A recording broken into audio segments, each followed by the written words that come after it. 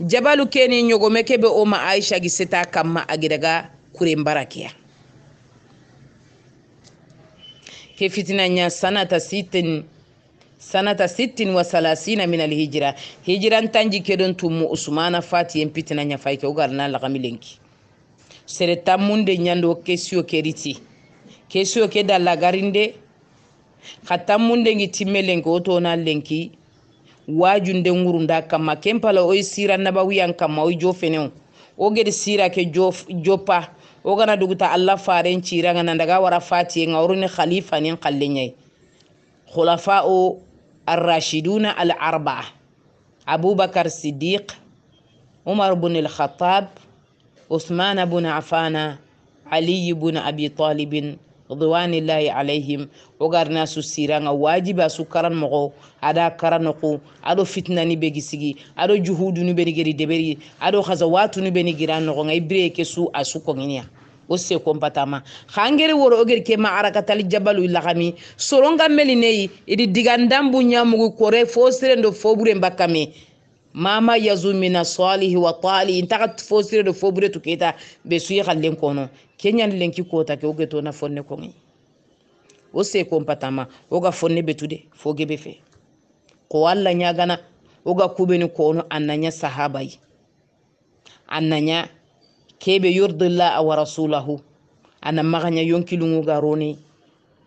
ana maganya foga roni fumebe oga tele yango kitati ke ngodi ke nyaga Allah subhanahu wa ta'ala oni baraji amurun onti yango murun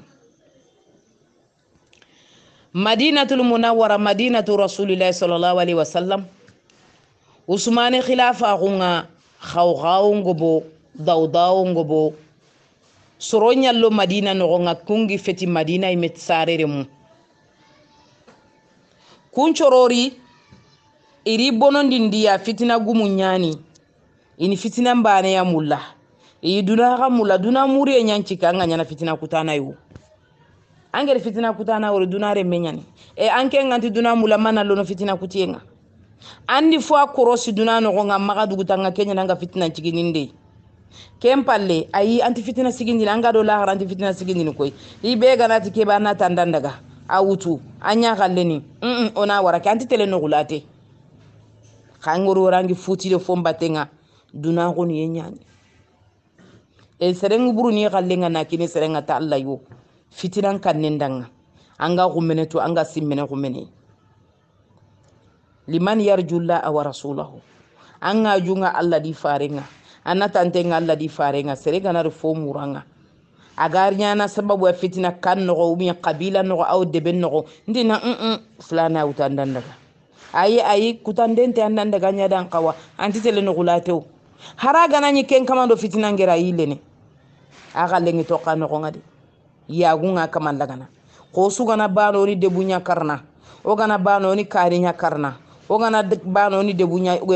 qabila nya bonondini o gana bano duna yo tele bano al qiyama yade kenyan Allah gano kisi Allah gano tanga yugo ali madina no nga kota ma yugo ke to ne Abdullah ibn Sabah ke yahudiya nyani ka safandano ndi fogebe akwa akhbaringa inata agili yamaniya sabai an yamani nya ita agili yamaniya yogonati antigili yamani ka diga mempo de pentani yahude nyane aro silama gunga ita aro asababu ni mane na silami ni pitina na silama gun pitina silami ni nyibaka igatele futuhatu nu beni deberi sahaba ni tele gajangu beni beninya jamantana ni ngana sorollo ndi silama gunga na debungunyi kenga sida gunya la sondo mengari ta gu medina na fitina nkutu kembire alini wono sahaba goronchu wono usman ibn affan ni asuime kama madina fakani dew silama gundaka munte anru munte allah faren palle fitira misigi fofo misigi sahaba ni chuni la gabane gambane ke yugo nali ke khutabure nali ke kilibure kara jiumre aga mulana silami ni nagamonondi khadaga di meni khanyino de angana tam fitina kutini anga menyini debenga aragana nya serebane mageti nyuma ngade angana tangi mbuli samulangi yogo nyina kudante nya na yimula serena kutina lo angana yilenti fitan a afunce ke gana jogode ke angana yillen puncello ndi nyinyengura gana boga ifange ngutuda mbatenga de ayiti ndugu nande malenki ona jere jippa dewme mangede de mandakite Allah gano kisa Allah gano tanga aro madina nogonga ado fitinan lo ado fitinan ngero adi islami ni nyikudan toy gomunto ani manne nyana akenni gonne nyayi mulana islami ni nagambonondi ati yadi ko islami ni nga usmana khalifa nga tolongon ta gunte sereti usmana tolongon te fe Allah faade sallallahu alaihi wasallam ate hanti yagunu yugoyi melika nunga yagunu yugobe ya kenni usmana bunafana melika nunga yagunu usmana bunafana Allahu akbar yugu tammi be togongi ko nginanti yorona aljanna usmana bunafana togon ke finiya zannuraini noron piligume nyane Allah faren kali go nyane kala ko tanu filli ari le nyaagaren panangutu mi awi logadi fillande ngutadi kini fillande ngi bono ko tabaagi taga furen kamma usmana y gombonati wallahi ati sikande gana nyimma gandi kinanga mikutanga de angi mikutan kalluya anda to kodo me amakalli ati mikutanga de usmana bunafana ati sikande gana nyoma godi kinanga khalla kiti kiyai ati usmana tolongon tefe wori usmana geri sorobe ni wara igollenga naburen kamma ado deben khibaren kamma usmana qabila le monyani gari gore fay khadi yere terinka sorongorni ke ko khama garaga tongufe soronyani safanda burunyani ku safana tarikhunga iga silami ninci en tarikhu mbono dini maga khama ku terinka de fofontu ku sahaba goroya illa ganta harmare munyani bani adamani o kuga denini mogobe ga denini kundunyai khalla yampantengi magade igi dango bo mi dange isondo memento o sondo menga isondo munyan khalisinto sondo me gollu nyan khalisinto gollunga yi kanalla ina qotoyi yalla mulla nan qotoyi yi fare mulla nan qotoyi odinta bana de idaraja nyan qoro darajanga walla nyaga yawmal qiyamah alla ganna hinno ititun ka ghuzli jalali wal kirami aga nodi suko fi jannatul firdausil aala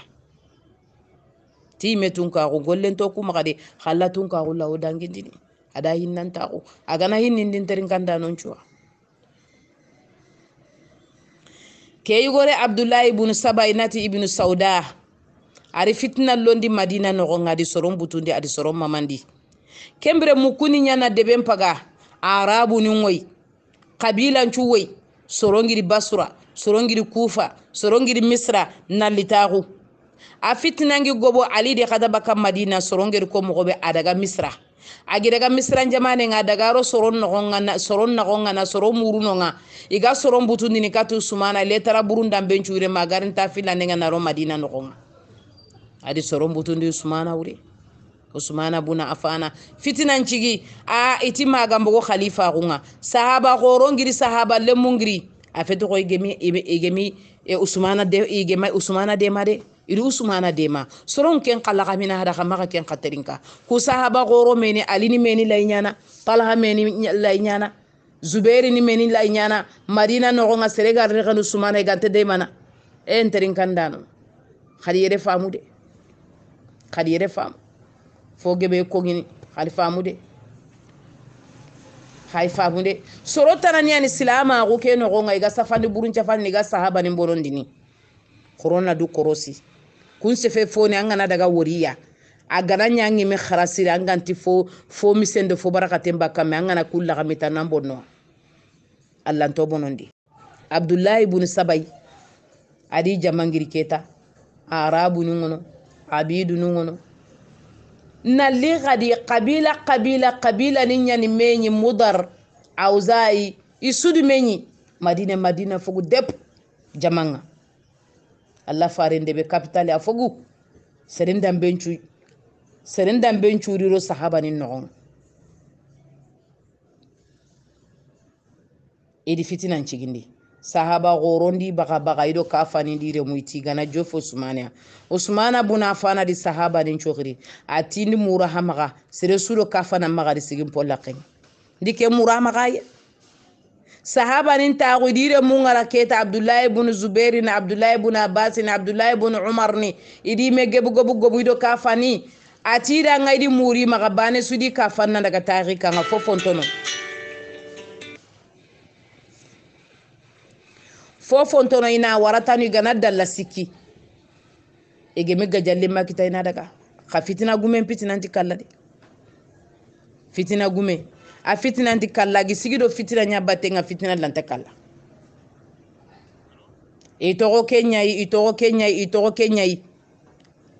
mai garni fanka kita na tegen kita na ngogudo tegenga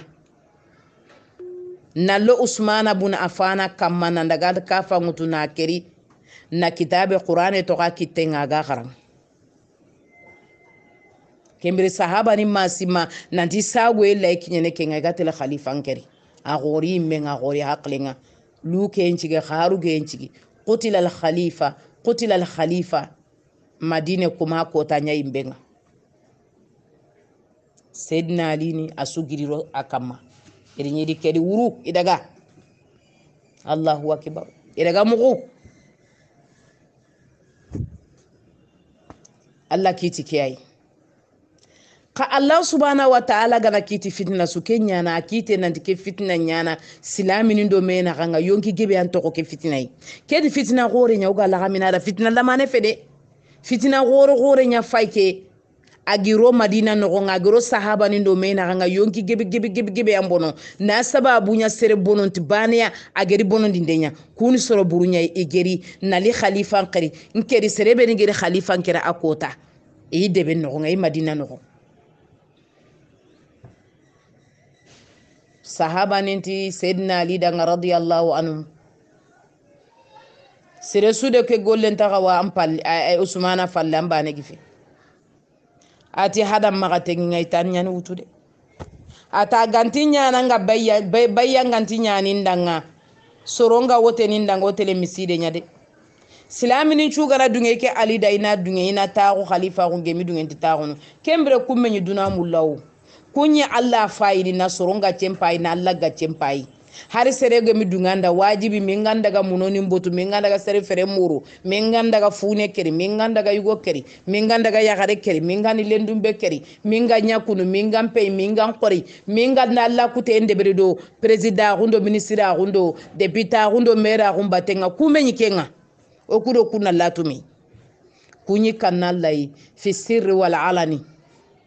kunyi kanna igananya merefonin kama anga mi merefonin ngakenti mandi yomal qiyama masuli yan qorenya na ko kallen petikenga o ko kallen nanta kunu nafanya ngiri nafankita bana ku tenda antanda ngakille lahara yogoni mi so lahara ide mpay diga menya konada yogoni mi sakhe siringa iya rengi kalle ngai nyana furungu tunchi ni katu furungo runga ku menyanke furenya lo lahara ni minne ma worin sakhe ka haqilan to nyani tunu nanti angeri sere bulu bane kalle ginya banana to foyi kalle falle de zawi nuha wal huquli liqaumin yatazakkaruna sorobe ni gasimene yatafakkaruna sorobe ni gasimene yaqiluna iga haqleni iga mirunu iga haqleni sahaba nin daga bayyanya sayyidina ali danga hawarna mugu nanti beyanga nyana ali danga nanti sahaba goro yugoni woni midunge tongu fede nterin kandano foge be sefene xamagala xamaga dugi tongu fede oro soro tanani ani meno gonga dina ke kebe galingi yonkinda iga safana iga dina ke sabotene iga bono dino maga iga silami ni ngaqlalla ni bonondi ni ga silami ni butundi ni sahaba ni ngure soro wono kungu sahaba ni kana kota su allah faren sahaba goro kun khonne na abubakar siddiq usman ibn affan umar ibn al-khattab zubair ibn al-awwam talha ibn ubaidillah ya sukana muawiya ibn abi sufyan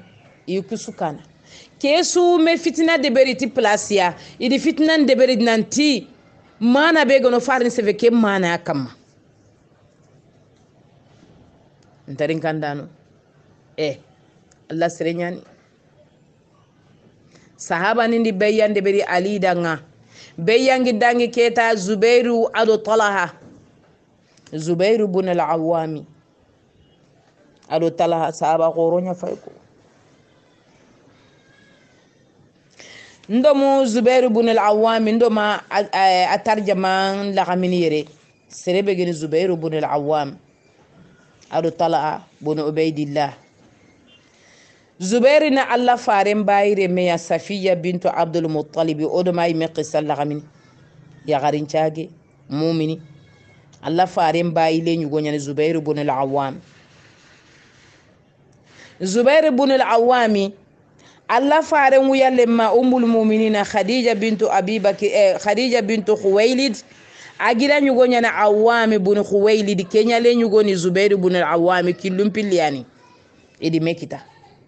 abaya na khadija afa bado khadija sare fabe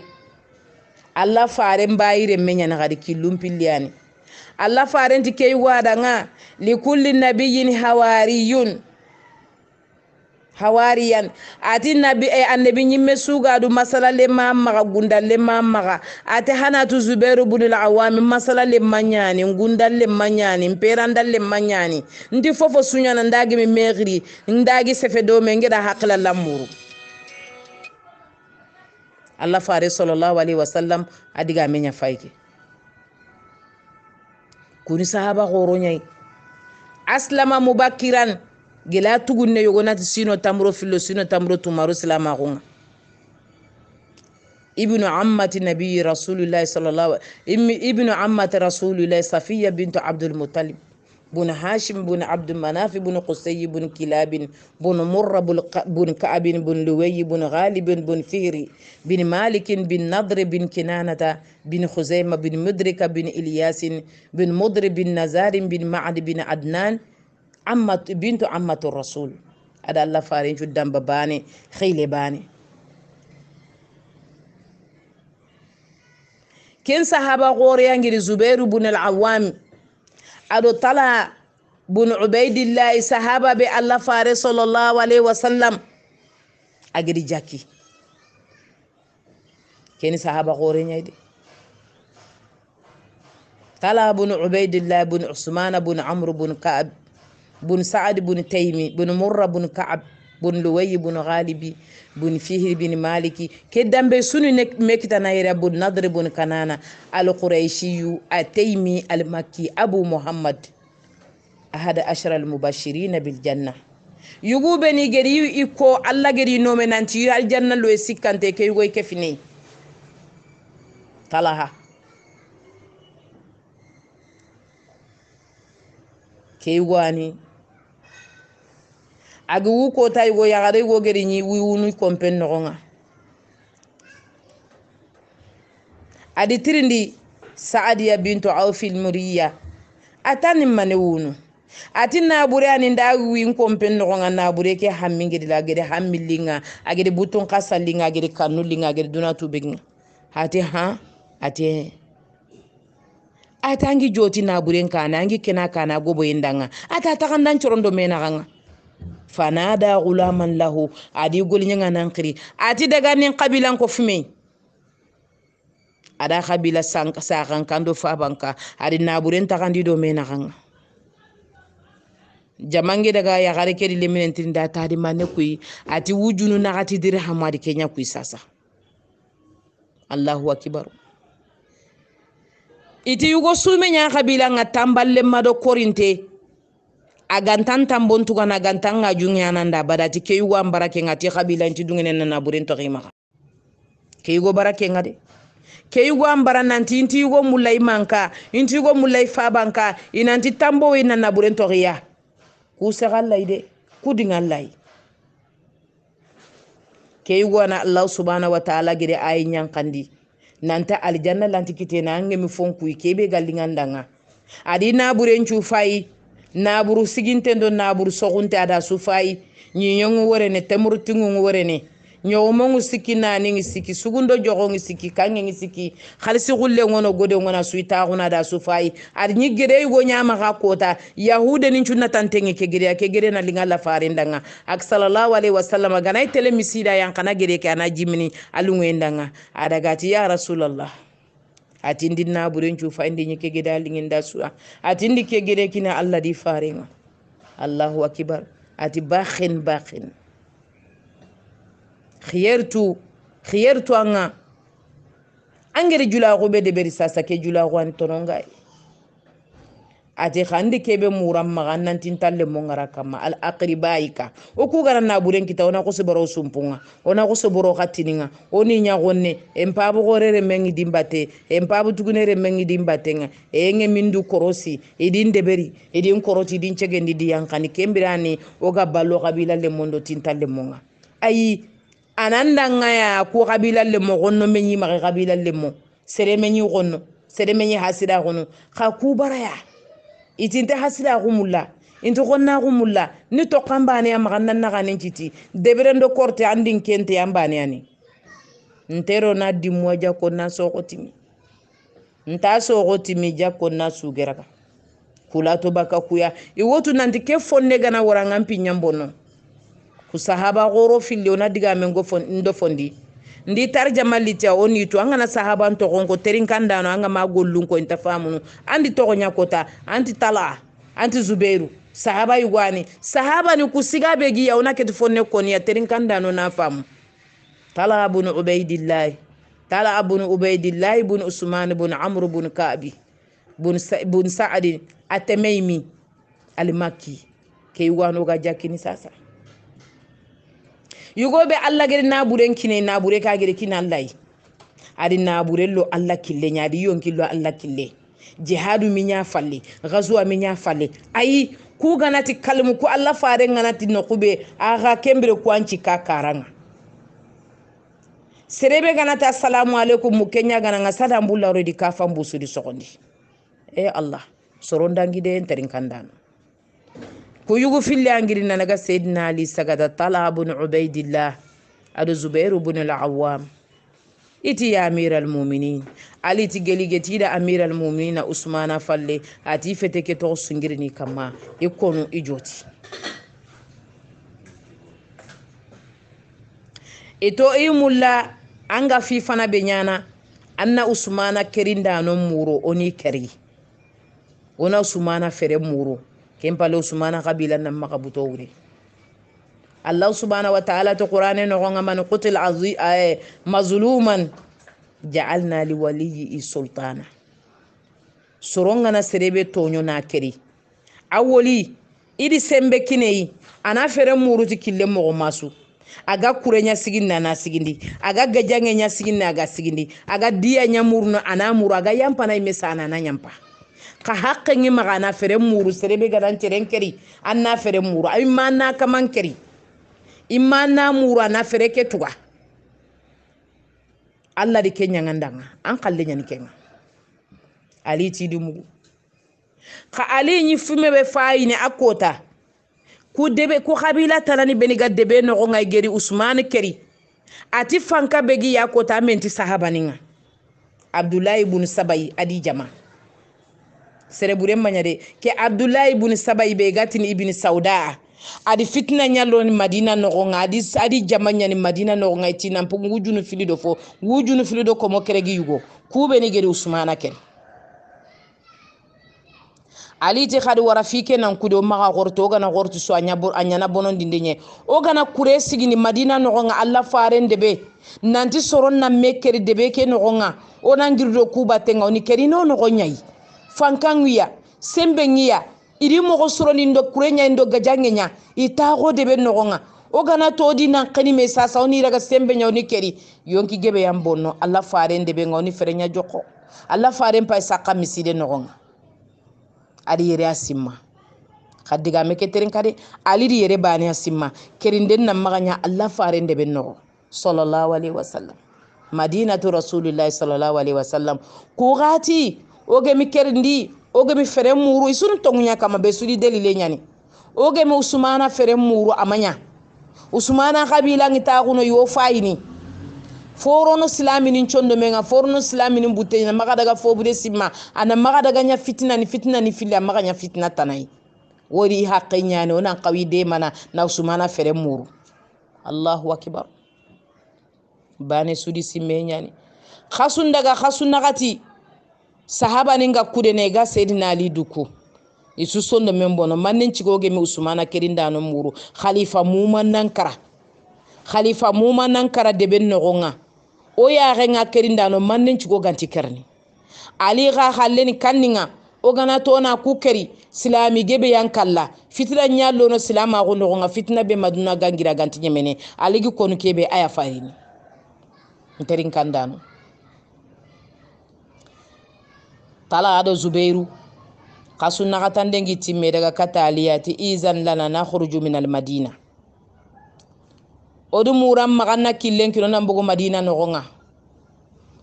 ati golle ke ga hamaga mogo bani maga kundunya khadaga halaga fofo danga hade manai isuni ngani bane ngani misori me falle khasafanda mburuga ni kebe safai ga gare be safana nanti zubairi do talaha inyi aligi nya khalifai inyi palasi amurnu ali maga ali gem kem palasi kinya idi fitnan cigindi ido ali gaja idi mekeri mare munterin kandano tongu fe sere sugeri kella gamandi yango gore lagami amanya khamaga kuterin ka kumanya sahaba ninga kenga o maga fobre simma ona maga kende konida ona maga digame konida digame be gira gana ora gana yomal qiyama alla jongo gilanta dubagandini kuni soroya yi alla yimulla farengi mulla ku soro bogi masalan konanda ku taxu no kumpay kala maga geli gemi bogu nyinyeke kamma ku palasi ngono ku nal janna dun ko nyai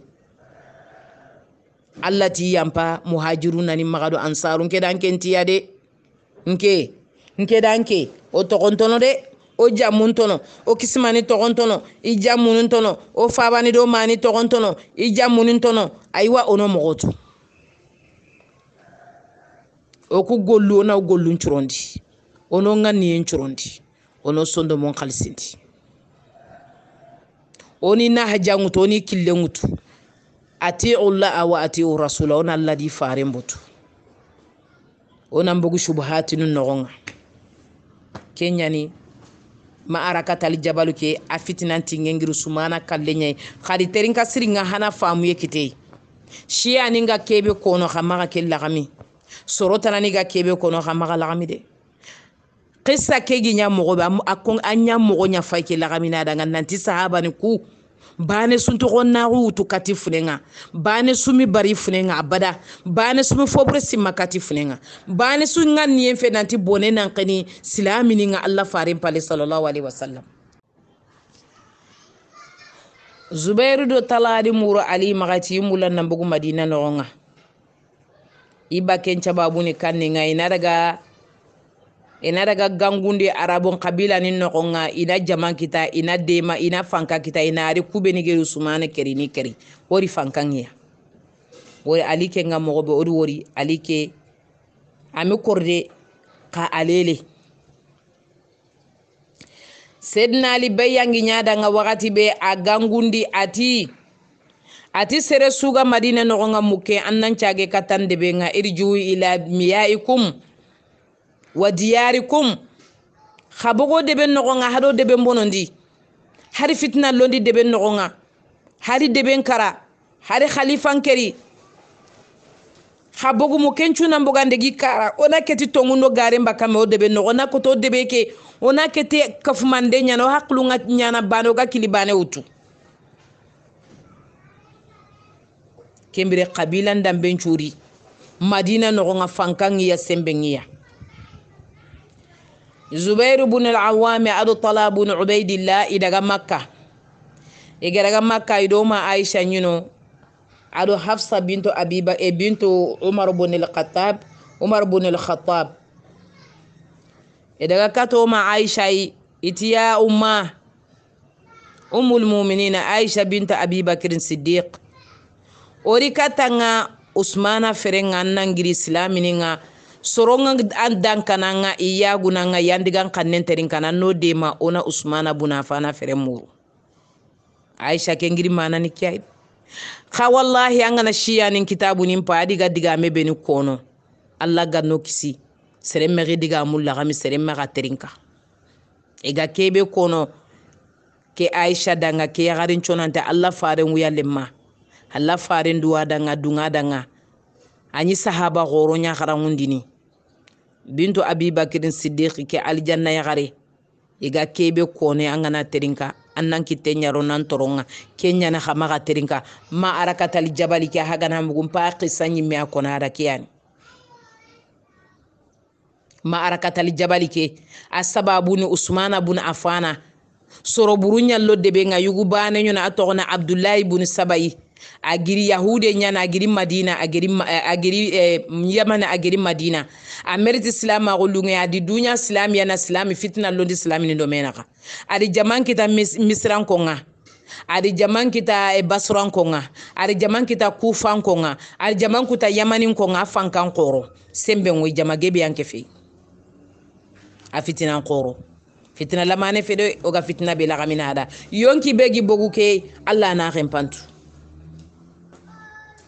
Zubair ibn al-Awwam ado Talha ibn Ubaydillah daga Makka ido ma Aisha gitaru oni mullaya annan bogodo batengo nan daga Basra onan daga gangundi Basran ko nga ado Kufan ko ina nyumoyi ona Usmana feremur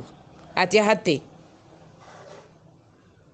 daga kata Hafsai kembere Hafsa gidanyu ngo birene Abdullah ibn Umar adaga kata ati maga bogudi batenga de ada Hafsa kaba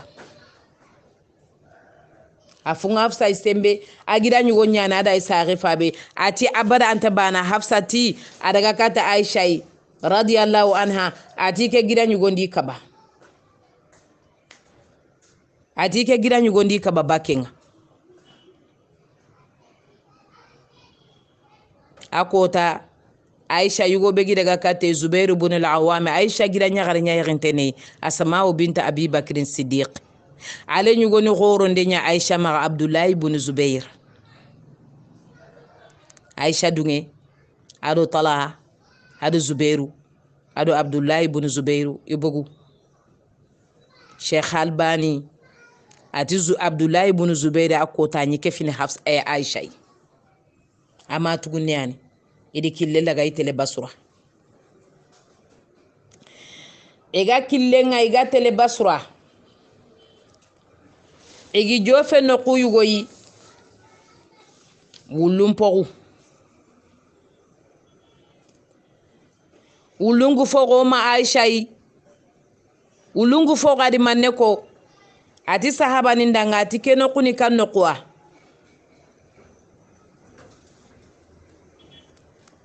ati keni aine hawab ati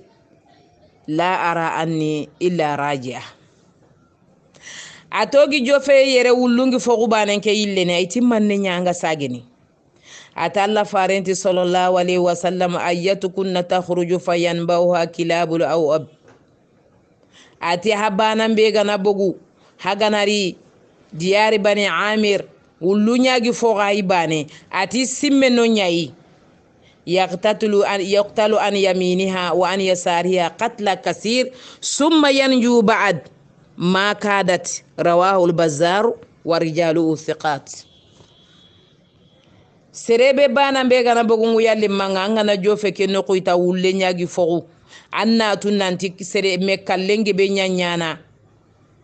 ken ngati be hagatele hajube me kallen nyango bono soro gebe yan kalla noge ngate nga suga kalla ati sasa ke sagene Allah fare ngiri tagumance be ko idi wori khasafandano yugone gati hadisa ke asahante nyani khatuhuma be ga hadisa ke nanti Aisha radiyallahu anha ada Allah fare kutama Allah fare kutare Zubair ibn al-Awwam ado Talha Ubaydillah sahaba goro nyani timane itibal taqdamina anti yillenere anti liya litusla bayna al-muslimin oda ngututi mananga tele sulhu be islamini naganga kenya goro keya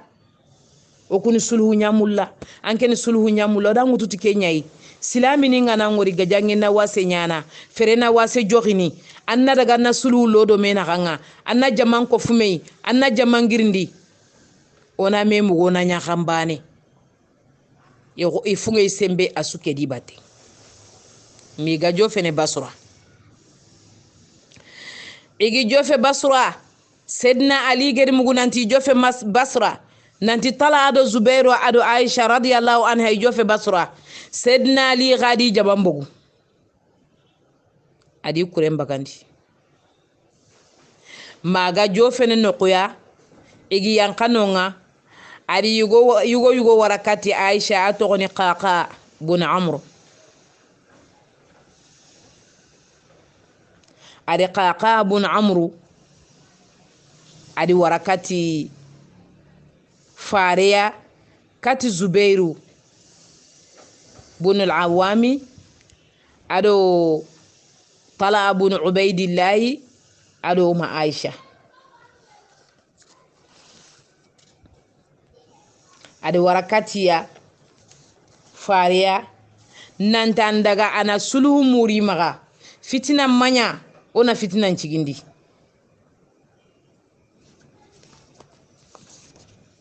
hanatu sahaba nu kusubane sunti gajange mulla bane sunti fitina mulla bane suni khairiya mulla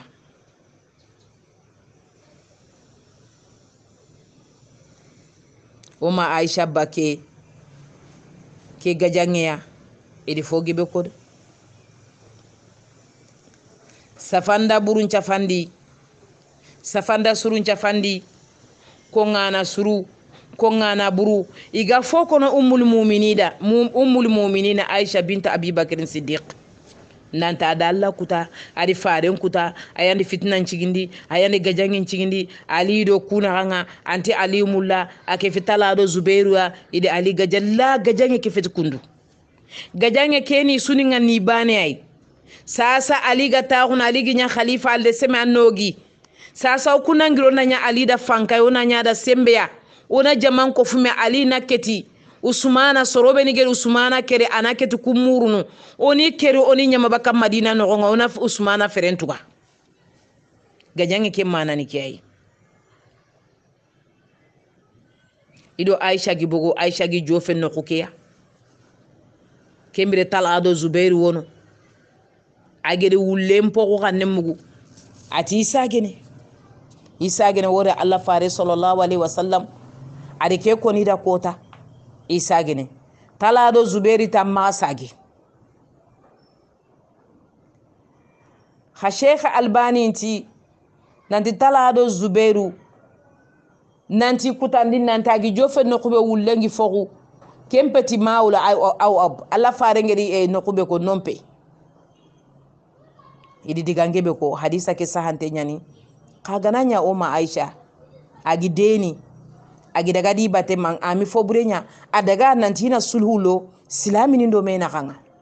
dorebe ga kama sigabe ga kama soronga yagune soronga dankone igana wori bane ya diga memmuku talado zubairu du muruti kenye